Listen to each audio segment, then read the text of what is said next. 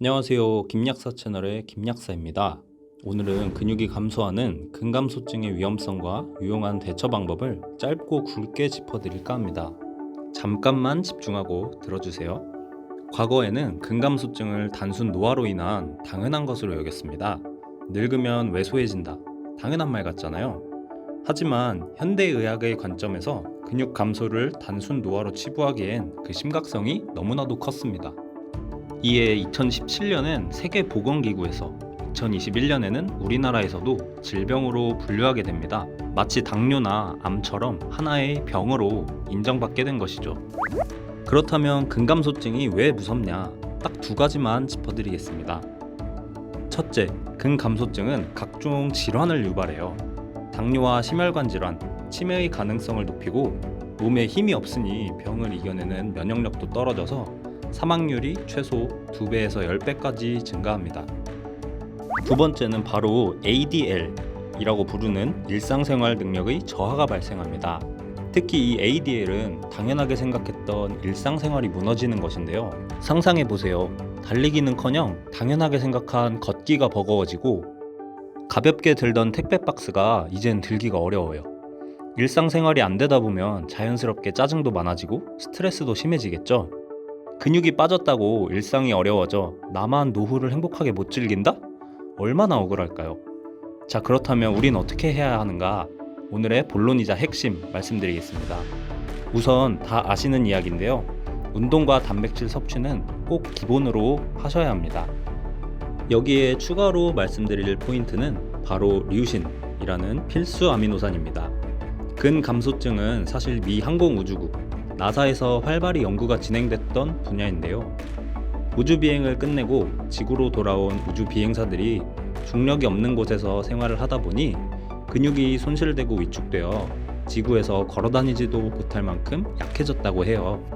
이 현상을 막기 위해 연구를 시작한 것 중에 하나가 바로 필수 아미노산, 류신이라는 성분입니다.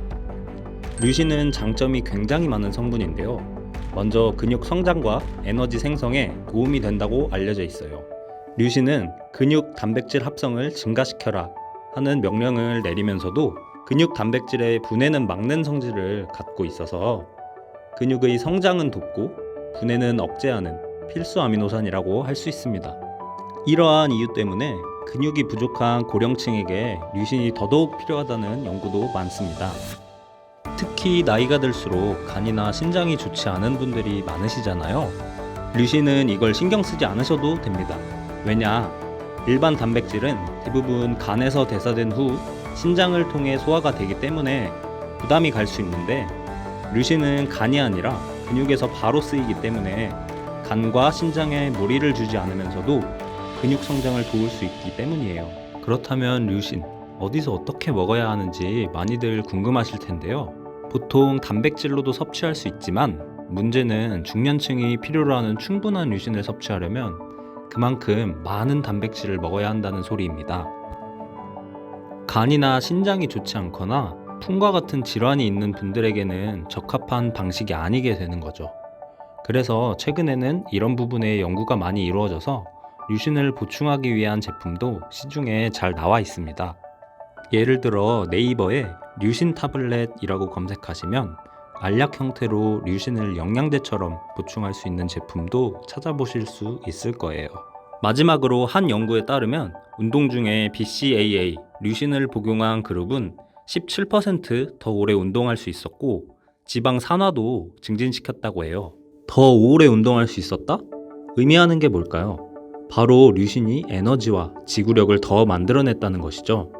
이는 류신이 일상생활에서도 에너지와 지구력 측면에서 꽤나 도움이 될 수 있는 성분임을 알 수가 있습니다.